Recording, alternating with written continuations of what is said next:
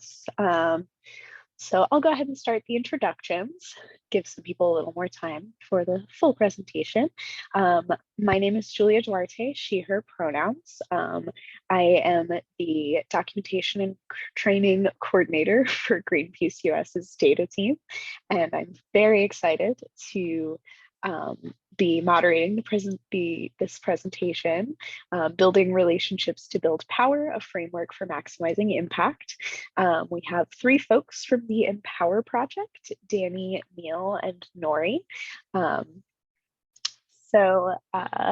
Dani, she, her, is an organizer and movement builder committed to empowering grassroots leaders with the skills and resources to build long-term power.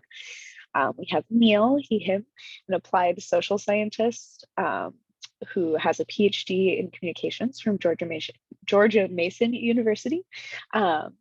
And Nori, who is a data analyst using Lean Six Sigma methods and data science for organizational tracking and improvements. So I'm really excited to introduce our three presenters. Just a quick note, we will hold questions to the end of the presentation. So at the end, we'll have a little bit of time for Q&A. And then also just remember, we are, as with all of our other sessions, we want to make sure that this is a respectful and safe environment. So just keep that in mind as you type into the chat and everything. But I'll go ahead and let the presenters take it away themselves and start with their presentation. Awesome. Thank you so much, Julia. Thanks everyone for joining at the end of a long day after a long weekend, but we're excited to be here with you. I'm going to go ahead and put up my screen share. And I'm not sure if everyone has access to the chat with this presentation format, but please feel free if you would like to drop in the chat your name and pronouns, and if you're affiliated with an organization, what organization that is, and maybe one word that you're bringing to this training today. I will be honest and say I'm feeling Monday today, even though it's a Tuesday, but excited to be here. So as Julia mentioned, we're going to be talking today about a framework for building relationships to build power. At Empower Project, we're all about relational organizing. So I'm going to start by talking a little bit about what we mean by that and why it's powerful. We're going to talk about the relational organizing tool that we provide to organizations for free called Empower, and how it helps with relational organizing. And then we're going to spend sort of the second half of the presentation talking about data and metrics and randomized experiments and how that can help. All right, and then as we go through, if you have questions, you can feel free to go ahead and ask those questions using the Q&A format, and then we'll take time at the end to go through and address all of those. All right, awesome. Great, thanks Tyler, thanks Nick, Kevin. Great to see you all. Okay, so first I want to start by talking about organizing. So there are a lot of different definitions of organizing, but I wanted to start with just some basic definitions that hopefully we can all agree on some shared language throughout the rest of this presentation. So the reason we're all here is organizing, right? That's something that we define as the process of moving a group of people to create or resist change. So if anyone, I know a couple folks shared organizations they're associated with. If you have an example of something you've organized for or against recently in any capacity that you'd like to share in the chat, that would be awesome. Would love to see those. So that definition of organizing brings us to the definition of power. They're really inseparable from each other, right? So power we think of as the capacity to create or resist change. That's what we're all trying to build or harness as progressive organizations and organizers and activists. Our greatest source of power is typically our people. So we will argue that we'll actually take that a step further, and our greatest source of power lies in our relationships that we have with people. Which brings us to my last definition, I think, for today, which is relational organizing. So that's what we're going to focus on in this session. And we define relational organizing as a specific type of organizing that centers our power in our relationships at all levels of the work. So we think of this as a methodology rather than a tactic.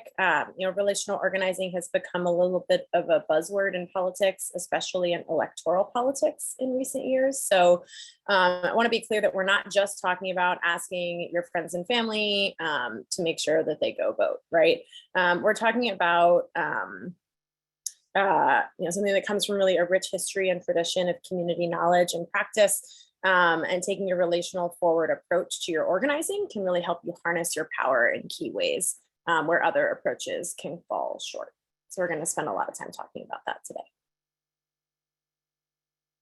So why do we care? Why is this important? Why are we talking about relational organizing? There are a lot of different reasons, but one that we like to highlight is the concept of trusted messengers. So a lot of studies recently have shown that the perceived trustworthiness of a messenger is actually more important than the truthfulness of what it is they have to say.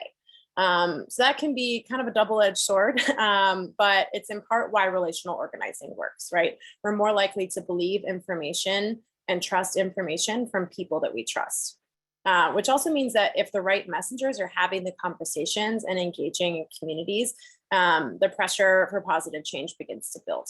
And that's, relational organizing is really the engine that drives that change. So how does that engine work? We start at the level of the individual, right? All of us have probably had an experience that have brought us to organizing work or political work in some way or another, right? Individuals go through that process, but where a lot of our organizing happens is at that interpersonal level, right? Where we take our experiences and our stories and connect with others, one conversation at a time, right? And through those conversations, whether that's with people we know, whether it's a conversation at a door or at a rally or any type of conversation, ultimately, one conversation at a time, we can build the pressure to change institutions and ultimately society. This is a very simplistic model of how change happens, but this is where we like to focus. So some folks may be familiar with this concept already of the 3.5% rule. It really refers to the claim that it takes a surprisingly small number of people to actually create a large-scale change. So this came out of research done by Erica Chenoweth and others, looking at the power that it takes to shift governments or institutions. And it found that it actually, if you are able to mobilize just 3.5% of a constituency during a peak event, you can build enough pressure to change institutions and bureaucracies. So, all of that change starts with people turning to one another, recognizing that something needs to be done and having a conversation, and then scales up from there. So the more people who have the conversation, the more people commit to what needs to be done, and then the pressure for change really begins to build. And when your friends call you, you pick up the phone, right? So relational organizing contact rates are typically around 60 to 80%, which is much higher than other outreach methods in organizing. So we know trusted messengers are important. We know relationships help us build power to create change, but how does it scale and what exactly does that mean? So this graphic might look pretty familiar. It's kind of a traditional organizing snowflake model with an extra layer added of volunteers reaching out to people in their communities, right? So to get an organizing program to look like this, you really need to be intentional about your structure and your relationships, right? So to show you what this looks like in practice, we're going to focus in on one case study of a partner organization of ours, and that is a group called Isaiah in Minnesota. I know I'm going a little bit fast. I just want to make sure we have enough time for questions at the end, and this overview at the beginning is kind of the boring part. So maybe not boring, maybe you think it's interesting. Hopefully you do if you are here for this presentation. So, all right, back to Isaiah. So Isaiah is a multi-faith, multiracial state power organization in Minnesota. And in 2019, they set out to raise turnout in a municipal election and ended up in a proxy fight over trash collection and a bid to shift the configuration of political power in the city. They started their program with one organizer named Vivian. Initially, she had 8 leaders in the community that she was meeting with. Ultimately, one of those people chose not to join the program, so they ended up in August of 2019 with just 7 people. Leaning into the approach of really making this fight about collective action and about building power and not about trash collection, organizers like Vivian were able to train volunteers to build lists of people in their community that they know, right? So ultimately, each of those 7 leaders were asked to recruit 20 people in their communities to be democracy builders. It's the next layer of their structure. And they did this primarily through having one-on-one conversations. And then those democracy builders were asked to build lists and reach out to voters. Through that next layer of one-on-one conversations, the work really began to scale exponentially. The group of 7 volunteers turned into 90, who then reached out to 30 people that they knew, and so on. And the outcome was the largest turnout in a non-mayoral municipal election in the history of St. Paul, Minnesota. They ultimately got the desired outcome of voting yes in favor of keeping the original trash collection system and keeping faith in the coalition of city government that they helped elect in the year prior. So why do we care? Why are we talking about trash? Why are we talking about a group in Minnesota? Because it is a really useful case study for thinking about how to structure a program and how to engage and grow a base in a way that is impactful and also at a significantly large scale. So Isaiah wasn't the biggest group, right? They didn't have the largest base. They didn't have the biggest email list. Victory wasn't necessarily likely, but what they did have is the strongest relationships. And they centered that in their work, which really allowed them to deliver their base and become the largest program that we actually worked with in 2019 of all of our partner organizations. So in this book, Prisons of the People, that came out last year, I believe, researchers Hari Hahn and Elizabeth McKenna also highlight that Isaiah and several other case studies did a really good job of understanding their strategic capacity. So if you see this quote up here on the screen, they didn't have the biggest email list, right? They didn't have the most people at the table, but they had the strongest relationships and they were able to turn out their base, right? So it doesn't really matter if you have 70,000 people on your email list, if you can only get 7 of them to show up to an event. So this is really the key here is by centering the power in their relationships and understanding their base, Isaiah was able to become the largest relational organizing program we worked with in 2019, and also to win their fight and build a long-term organizing program that is still winning organizing victories cycle after cycle. So now the bad news is that there's no shortcut and no golden ticket, right? Organizing takes time, relationships take time, and power takes time. And that final scale that Isaiah was able to reach looks really impressive. But for a lot of organizations we work with, what this actually looks like, getting to that point is really process oriented, which also means it's very hard to measure, right? I mentioned that the way that they reached each of those layers of their scale was primarily through one-on-one conversations.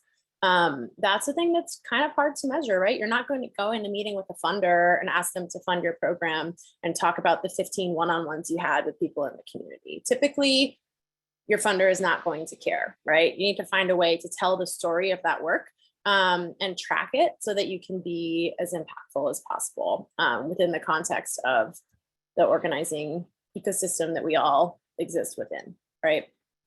So that's kind of where we come in at Empower Project. The question that we ask through our work is, how can we help organizations have more impactful conversations? And even though there is no golden ticket, we have a pretty good approach that's backed up by, our not quite decades yet, but our organization, the first iteration of it launched in 2011 in Wisconsin around the Scott Walker recall. So about 10 years of experience and hundreds of thousands of organizations. Have led us to a 3-pronged approach to our work. So part of the story of why Isaiah was so successful in 2019 lies in our support model for our partner groups. After the 2018 electoral cycle, we did an analysis of what was holding groups back from growing their relational programs And we found that there are really three things that are the key. One, they didn't have the right technology or software to really track their work and keep track of their relationships. So we built it, called it Empower, and give it away for free. We'll talk more about that in a minute. The second thing we found was that groups didn't really know how to plan and grow, and we're reinventing the wheel each time. So we built one-on-one coaching and training into our model. So all the groups that we work with, we provide free training and coaching, help them write their plans, check in with them about best practices, and help them continue to hone their work and be more and more impactful. And then the third is that we found that groups were starting too late, oftentimes because they didn't have funding to hire an organizer to start their program early enough. So we also, in some cases, whenever possible, will re-grant funding to organizations to help them hire or stipend an organizer to help them launch their program. So we granted money to Isaiah, set them up with Empower, and coached them through the process and help them along the way to deliver the impressive results that they were able to achieve. So I want to take a few minutes to talk now about Empower. Using the data from the Empower app, we were able to see the physical expansion of support for Isaiah's movement, as well as a direct correlation with overall turnout during an otherwise traditionally low turnout electoral cycle in the example that I walked through. The Empower app was the easy and accessible way for volunteers, regardless of their level of experience, to track their conversations and their relationships and receive real-time coaching from an organizer. This allowed Isaiah to really understand the overall scale and reach of their program and make key strategic adjustments along the way throughout the duration of that campaign. And then it also allowed them to expand their base of support and develop an even stronger ground game for future campaigns, right? So it's not just having to, again, reinvent that wheel every time you want to run something. It just gives you a structure to start with. So I'm just going to take a few minutes to tell you what Empower is, and then we'll talk about how the data from this has helped us hone some best practices and metrics and experimental approaches to help groups maximize their impact. So Empower is a mobile app and also a web app. It's free. Or volunteers sign up with a unique link for whatever your organization is if they want to join. They put in their phone number or email, download the app, and build the list of people they're going to talk to and have conversations with them about a call to action. So these calls to action are really the primary way that we're guiding and helping organizations influence these conversations that they're trying to create in the communities that they're organizing, right? So a call to action is an opportunity for people to engage one-on-one in those person-to-person conversations, right? One conversation at a time around a specific and concrete issue. Here's an example. And then leaders who are using Empower track their conversations and who they've talked to over time. This provides real information for organizations to be able to access and view and sort of get a sense of what's going on with their base and in the community, and develop tangible metrics around those. And they reach out to people however they normally would. So a leader who's using Empower is just talking to their mom however they would normally talk to their mom, right? Or talking to their roommate however they would normally talk to their roommate, or their neighbors, et cetera. So we lean into that and make sure that people are having authentic conversations by meeting people where they are. All of this gets compiled into sort of real-time dashboard statistics on how your program is doing. You can see here just a snapshot of the number of leaders and contacts and conversations that are being had in this sample organization. And then you can see for individual organizers, their team of leaders, how they're doing. And then all the way down to specific volunteer leaders, how they're doing over time as they're having these one-on-one conversations. It also allows you to track the organizer to volunteer relationship and have one-on-ones with your volunteer leaders, see their performance over time, have conversations with them and take notes from those conversations so that you can be more effective in your follow-up as an organizer. So in 2020, we had the largest coalition of relational organizing training and technology in the country. In the end, we ended up talking to, I don't know exactly what this number was, but a lot of people collectively through all of our partner organizations, trained over 77,000 people and worked with over 1,000 organizations.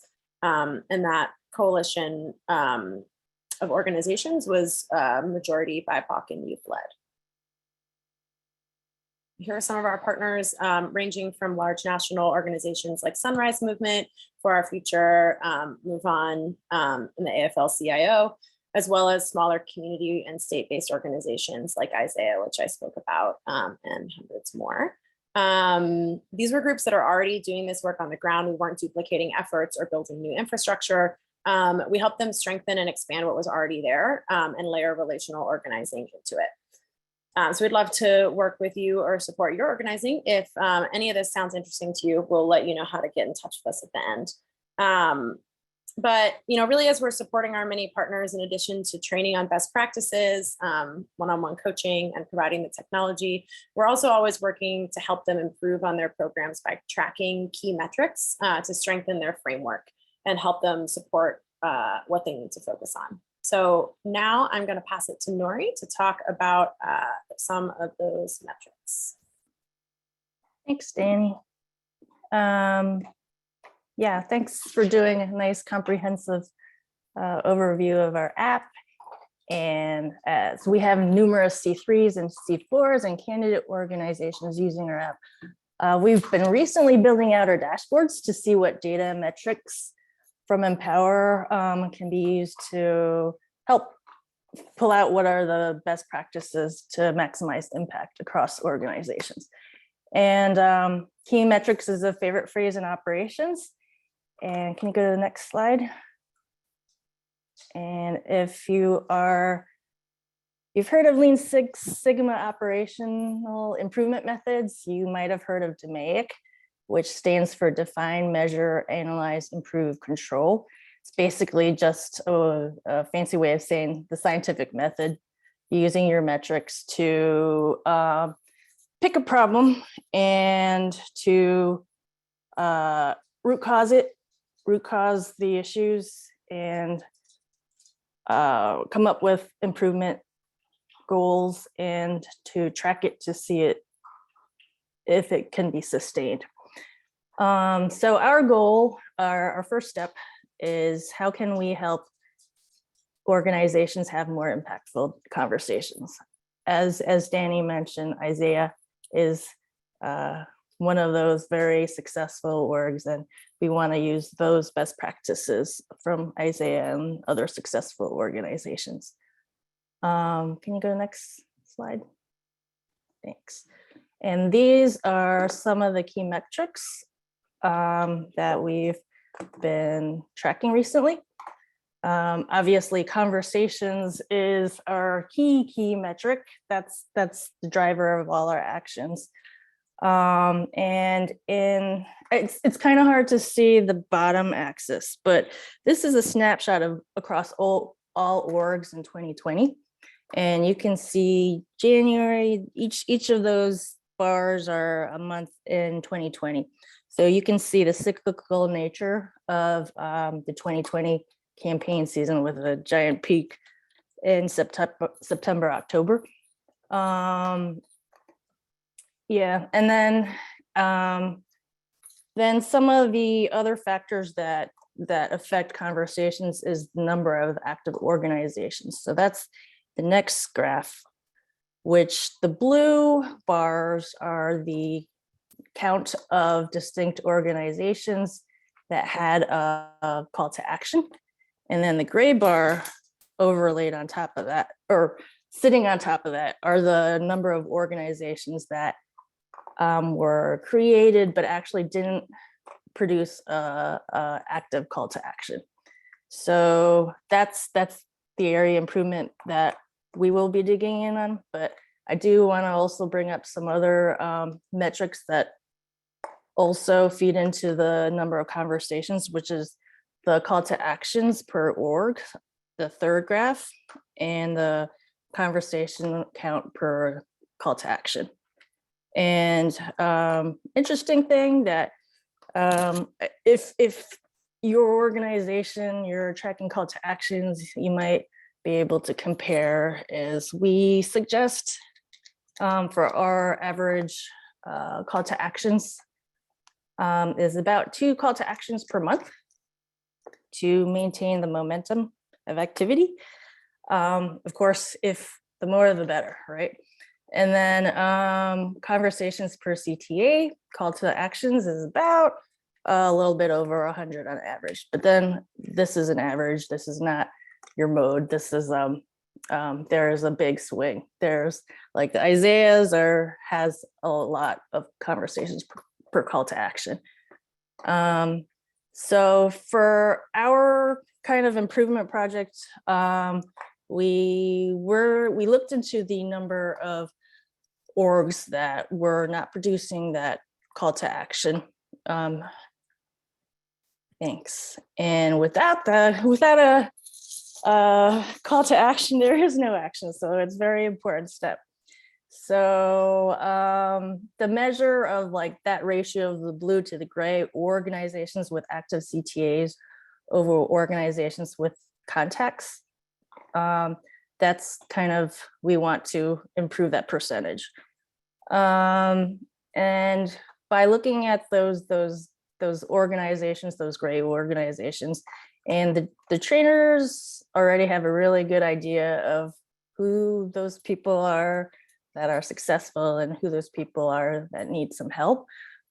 They've already come up with some best practices,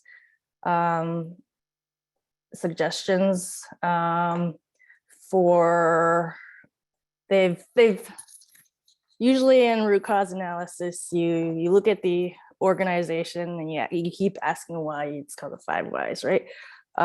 Why are they not producing call to action? And then asking again, why, like a second grader. And then eventually there's some good suggestions that come out for improving the call to action process, or at least trying to outline what are the best practices that we can carry over from someone like Isaiah. And I'm just going to list a few of them, and I'm sure Dani can go in much finer detail here, but some of them are things that we've implemented in our product, which is the ability to have bold text, just making sure that you have a really clear, concise action, incorporating images, and then bullet point event information, making use of prompts and actions. And we're in the middle of that phase right now, trying to see what the best way like to share this knowledge.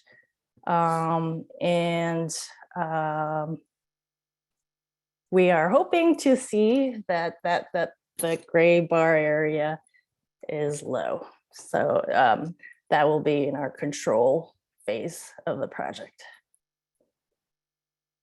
And I think Neil will go more into the experimental designs. Yeah, thanks, Nori. So what I'm going to go into is what Nori was looking at. There's a lot of really rich data in the Empower app itself, because so many organizations are using it. You have lots of information on what people have been doing, what's average, what's above average, what's below average for all kinds of metrics. And so you can use that to get some really useful generalizable information on, what is associated with success and things like that. The advantage of experiments, you can't get as much volume of information with those. It takes a long time to set up a good experiment. And so it reduces a bit the number of tests you can do. But the advantage is that you can get a really precise measure of the effects of some particular tactic, some way of reaching out. So it's a kind of a zoomed in, precise test of whether something is effective. To give a concrete example of what I'm talking about, if you could go to the next slide. So one randomized experiment that we're setting up right now to do like in June, starting June in a couple of weeks, is testing phone calls for voter registration. And this is like what you might call quasi-relational, and I'll explain what that means. So basically, this is split, as a lot of experiments are, between one group that you can call the treatment group that you do something to, and the control group that don't get anything. So with the treatment group here, in mid-June, they're going to get one call, each of about 8,000 different contacts are going to get one call from one of the staff from the organization. And then they're going to get another follow-up call a couple of weeks later in the middle of June. And then after that, and each call is going to be encouraging them to register to vote, giving them resources to do that online, and then at the end, afterwards, we'll test on the voter file, do these people actually show up as registered or not? And by comparing the two of them, you get an accurate or hopefully good measure of what the effect was of the average of the calls, by comparing what percent are registered in the control group, what percent, hopefully it's larger, are registered in the treatment group. And you can see there, so the people who are getting outreach are not as they would be in what's conventionally known as relational organizing. They're not sort of personal contacts of the people doing the outreach, but the idea is that by having the same person reach out a couple of times in a row, it builds some level of personal relationship, so that they're like a bit more persuasive and a bit more motivating to go and register than they would be just some completely random person calling you. And next slide, please. And this is fitting in with this broader idea we're looking to test with our research, which is, it's not a matter of some organizing, some outreach is relational and some isn't. There's ways that things can be more relational or less relational along a continuum. And so at one end of the continuum, you've got things like cold text messages, cold meaning no previous relationship at all between the people who are doing the texting and people who are getting the texts. And that's, not in any sense relational. It's not very personal. It's kind of, as the name suggests, cold and impersonal. And in general, you would expect stuff like that to have less impact per person contacted, just because, you get a message from someone you don't know, you're more likely not to care about it and not to do anything. So for each person you touch, there's less of an impact. But the advantage of stuff like this is that it's easier to set up large, you can get a giant list of hundreds of thousands of phone numbers and just set up some kind of texting that mass text all of them quickly. And you can reach a lot of people really fast, even though the impact won't be that large. At the other end of the scale, you can see the labels down below the continuum arrow. You've got things like traditional relational outreach, where you're reaching out, the people doing the outreach are talking to people that they already have a close relationship with. And so that's more deeply relational. It's more of a personal connection. In general, you would expect it has more impact, because the closer you are to someone, the more likely you're going to want to pay attention and do what they say. And the downside being, of course, that even though Isaiah and other organizations have shown that you can get really good scale going with relational organizing, all else being equal, the deeper, the more personal, the more relational you get, by definition, you don't have as many people personally who you can reach out to. So it does make it, if not like impossible or that difficult, it does make it harder on average to get a really big scale going. So that's the continuum basically, and that the idea part of the idea behind the experiment that I just mentioned is that if you can find ways, if we and you perhaps can find ways of testing out methods kind of in the middle, like that maybe have a bit more impact than cold text messages, and are a bit more personal by building some kind of small personal connection, but can retain some of the like scaled up, easy to reach lots of people advantages. Overall, that might produce a really large impact by having a sort of a, you know, quasi-relational, semi-relational, whatever you want to call that place on the continuum. It might be able to sort of beat the other kind of methods at times. Next slide, please. And so if you're looking at trying to choose different methods and what kind of outreach is going to be best for your organization, you know, cold, impersonal mass texting versus deep personal relational, one way to make that kind of a choice, and those aren't the only two options, there's many options, but one kind of way to make that choice is by looking at the effect of different outreach methods on turnout. And so this is a graph from the Analyst Institute's really good meta-analysis published, I believe, in 2019 or 2020, where they compare a bunch of different outreach methods. And this is specifically modeled for presidential elections, effect on turnout, so not who's being voted for, but do people just turn out to vote or not. And you can see a lot of these methods are hovering around the 0 point. The y-axis is the like turnout boost from that outreach method. So it's sort of hovering somewhere between doing nothing to adding 1% to turnout. And you can see at the far right-hand side there is relational outreach based on 20 different experiments. On average, it boosted turnout by about 0.6%. And so, you know, that's one good thing to do. You can now look at that and say like, okay, relational's up high, and also social pressure mail, the one that's second from left, that's pretty high too. So, you know, maybe those are good ones to choose if that sort of turnout boost is the main thing that you're looking at. But you may also have noticed this graph is only comparing those different methods on one dimension, on one kind of outcome, specifically turnout, right? And we talked previously about in the continuum of relationalness about also how many people can you reach. Like, it's all very well for relational to be having a massive effect on, but if you can, if your kind of like deep relational stuff can't reach all the people, that you don't have the resources to reach everyone you need to reach, like maybe that might not end up being the best one.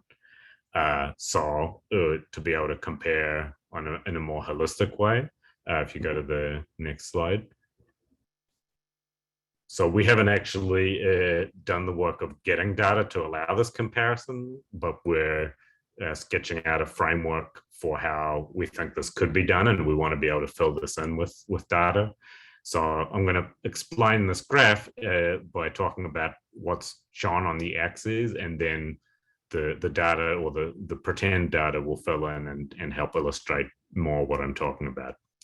So this x-axis is per person impact, and the numbers, it's just set to be like 0 to 100 arbitrarily. That doesn't refer to anything in particular. Just 0 means no impact, and 100 means like lots of impact, maximum impact.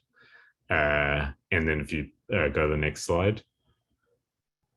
And the y-axis is a metric of scalability, and that's not a single thing, but this would be something like number of people that can be reached per week with an outreach method total, or maybe number of people you can reach in a week per $1,000 spent, or something like that. Just some kind of numeric way of measuring how many people can you actually reach, and reach quickly enough with the method that you're looking at. And again, from 0 to 100, 0 meaning terrible and 100 meaning really, really good. The actual numbers, if you put data in there, would be something different. Next slide. And so this is what we use, again, not real data, just a sketch of like what might happen. But you can see there in the top left is these cold SMS messages. Like we said previously, low per person impact. So it doesn't have that much effect on people, but very easy to scale. You can reach a lot of people with it quickly. To the right and down a bit, you have new tactic A. Maybe you do some new tactic that has a bunch more impact per person reached than cold SMS does. So that's why it's further along to the right, but it's less scalable. It's not, you can't reach as many people with that tactic. And so it's further, it's more down on the y-axis. And then to the right and up a bit again, you have warm SMS messages, which would be SMS between people who do have some kind of personal relationship. So if that was there, that would be, if that was what it rated on per person impact and scalability, that would suggest it was better than new tactic A on both those counts, on both those metrics. So with this graph, ideally, the best place that you would want something to be is in the very top right corner, like absolute wonderful per person impact and also really scalable. You know, you can reach millions of people instantly and completely change their views, make them vote Democrat instead of Republican. Like everything's great. Unfortunately, in practice, it's going to be likely impossible to if you find it, you should probably do that, but it's probably going to be impossible to find anything that does both. And a lot of the time, boosting up per person impact is going to reduce scalability. But what you want to do, if you can graph that, if you can get like comparable metrics on these kinds of interventions and graph them in this way, it can make it more obvious which how to make these trade-offs.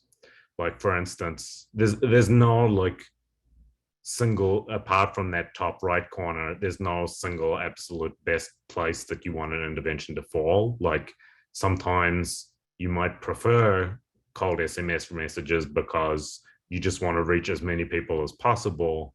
And maybe you get there, you know, you see if they're interested in your issue. And so it's a priority to just reach as many people without worrying that you're going to shift that many of them on the issue. And the opposite of that, sometimes you're going to want to like build power or build a base of strong support, even if it takes a long time. And in that case, you might want to do like the deepest, most personal relational you can on the right hand side. But then also sometimes you might want stuff that falls in the middle, and by measuring these measuring outreach on these things and graphing it and comparing it, we'll be better able to see, you know, where exactly this sort of a frontier between scalability and impact falls, like how much towards the top right corner where everything is impactful and you can scale it well, how far can we get in that direction. And also for some, if you go to the next slide, you know, if you're prioritizing scalability, reaching lots of people, having data on the different tactics will help you choose, like, okay, do we want to do warm SMS and get more impact, and how much more impact will we get, and how much less scalable is it going to be as the price that we pay there. And similarly for prioritizing impact, you know, what are the different trade-offs to be made in that area. Yeah, so by basically graphing these, you'll be able to make those choices with a bit more precision. Yeah, and I think that's it for me. Awesome. All right, thanks, Neil. So just to close and sort of tie all that together, we want to leave you with a couple of best practices to consider as you assess the structure of your own work and your capacity to leverage your power and maximize your impact. So first is to understand your people. The number one principle of relational organizing that we teach volunteers is to meet people where they are. And this is especially true for organizations as well. We need to be aware of where our base is actually at in order to understand our power and to understand those relationships. So you want to assess your own structure, just like Isaiah did. 1 million people on your email list is cool, but can you get people to show up? Be honest with yourself and your capacity to mobilize, and create space for yourself to learn and improve as you get to know your people better. Second is to understand your organization. So what is your role and your strategic capacity? What's your organization about, right? How do you leverage power? Do you write policy? Do you mobilize people? Do you engage in direct action to disrupt the status quo? Do you provide research and knowledge? What is it that you're about? What do you do? Understanding your role and how you show up and leverage your power and your relationships to create change. And then finally is to take good notes and track your impact so that you can maximize it, right? We can't hold hundreds of people and hundreds of relationships in our brains at all times unless you are a human supercomputer, which I know I certainly am not. But whether you use a tool like Empower or something else, having a good system for keeping track of your relationships and a framework of metrics to accurately measure your impact is really key. So that really is what allows you to think about ways to test and improve different combinations of approaches and maximize your impact. So lean on the tech to support you. It's not going to do the work for you because there are still no golden tickets, but it will certainly help. So if any of this connects with you and you want to chat more about anything we talked about or take advantage of any of the resources that we offer, definitely hit us up. I'll put our emails in the chat as well. And I think that they're probably available on like the presenter page for this or whatever, but I think that's all that we have for today. So thank you all for joining us this afternoon. And I think we've got a couple of questions.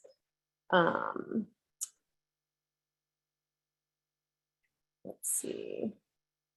All right, it looks like Neil answered Kevin's first question in the chat, and then the second one, or did you get them both? Okay. Do you want to answer like live, Neil? Do you want to talk about that a little? I can. Well, let's see. Kevin, if you have follow-ups after that, happy to talk more, or if other people have questions they want to ask live as well.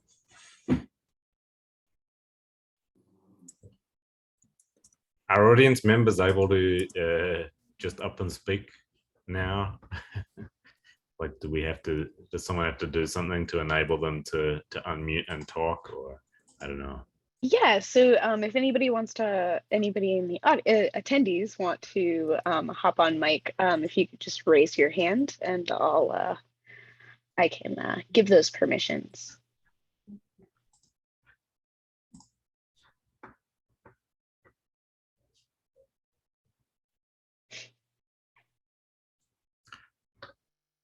To answer Kevin's new question, one of them had 19 experiments and a smaller variance. So I think you're referring to the email one. And I haven't looked at the individual experiments that are summarized there, but I'm guessing it's just because there's less variation in the effects that the email programs had. In other words, you know,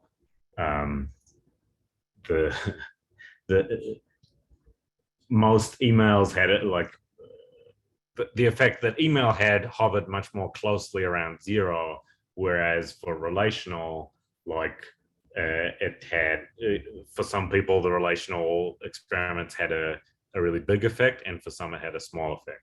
I do know for the experiments, some of the experiments that are included in that estimate for the effect of relational, some of them, yeah, it's like really big effects of like boosting turnout by 3% or more, and some of it it's like 0 or nothing, or maybe even negative or something. So I do know for sure that for the relational there's a lot of variation in how big the effect was for the different, you know, some of the different 20 experiments that are in there.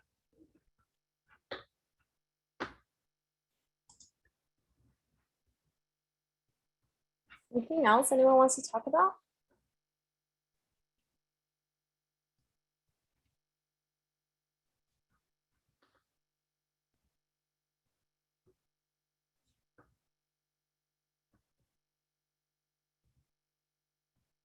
Most of our presentations and trainings are in meeting format rather than webinar format. So it's strange for us to only hear the sounds of our own voices. But if anyone has any other questions or anything else you'd like to chat about, got a few more minutes and are happy to stay on. But otherwise, thanks for your questions and your attention. And yeah, thanks for including us. Yeah, thank you guys so much for presenting for us. Oh, it looks like Kevin has your hand raised, so I will go ahead and you should be able to unmute now, Kevin. You hear me? Yeah. Cool. So for folks that are doing relational organizing campaigns, are there any hindrances or problems, like any red flags, any things that should have gone better than they did, and what caused them to maybe not go as well as possible? Are there any hindrances in organizing? Let me think about that. Yes, Yeah, right. there certainly are. Yeah, so obviously every organization is different. They all have their own challenges, but to think about a couple things. So in my role, as I'll explain, I work most closely with our partner organizations as one of our coaching specialists.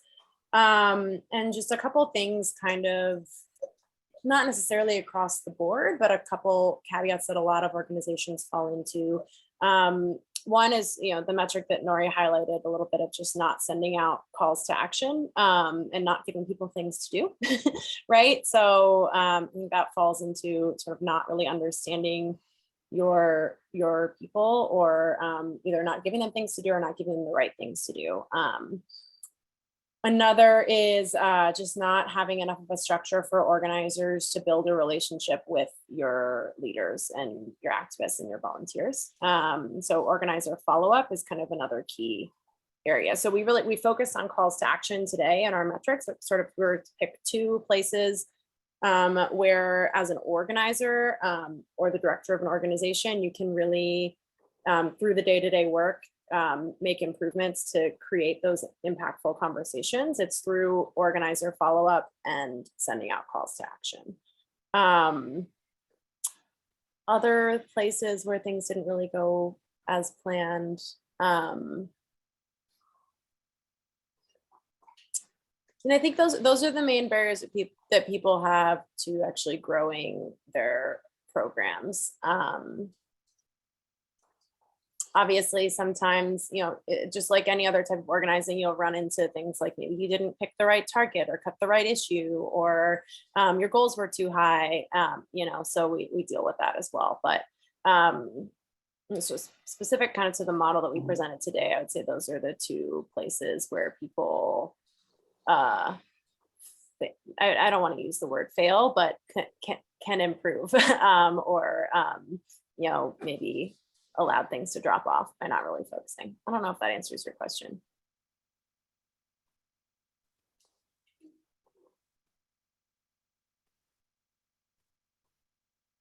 Yeah, thank you. Cool. Do you have anything to add? Kevin, do you or anyone else have any app organizing based grievances or questions or things that you would love to see or wonder if exists in something to help people with relational organizing? Good question. Not particularly, no. I guess I'm kind of coming to this fairly new, so I just want to get a sense of how it can all work. Mm-hmm. Yeah, you said you work for the Cincinnati Tenants Union and Workers Center in your introduction. Yeah. Nice. Yeah, we work with a lot of unions. Go ahead. I feel like this might be more appropriate for like a tenant center or a tenants union sort of a thing. But then just wondering how it can, kind of build and be useful.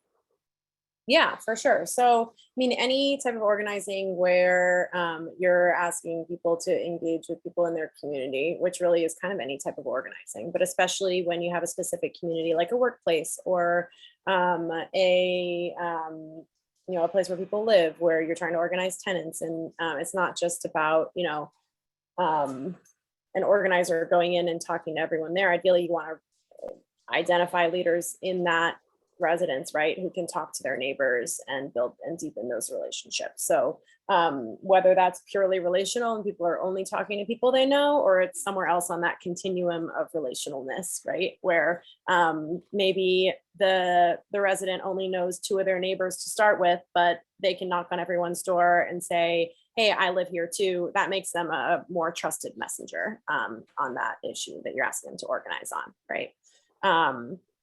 So I think, yeah, super relevant for the type of work you're doing. Would love to chat more offline if you're interested in any of the resources that we have. But, it also applies to, we work with some large national unions who are like tracking relationships like coworker to coworker organizing, or organizing union members and non-members. It really, ranges the whole spectrum. That's kind of why we present relational organizing as a methodology for building power, rather than like a specific subset of organizing that only works in XYZ instances. Because, we all have relationships in everything that we do. It's just a matter of degrees.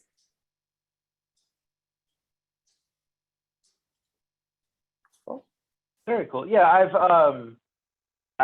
feels like I'm gonna I've been very interested in like social network analysis and trying to figure out how to, analyze movements and things as networks. And it seems like relational organizing is very in that vein. And so I'm just trying to see how like a big, like a graph analysis can then be used in like a relational strategy.